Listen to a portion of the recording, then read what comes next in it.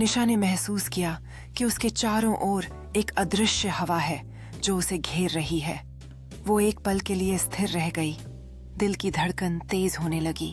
तभी पेड़ के पीछे से एक धुंधली सी आकृति बाहर आई जो उसे एक भयानक तरीके से घूर रही थी।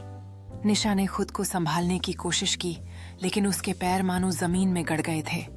उसका मन कह रहा था कि उसे वहां से भाग जाना चाहिए, लेकिन जादू जैसे उस साए ने उसे जकड़ा हुआ था। रामपुर गांव की सीमा पर एक पुराना पीपल का पेड़ था, जिसके बारे में लोग कहते थे कि वहां रात को जिन्नात रहते हैं।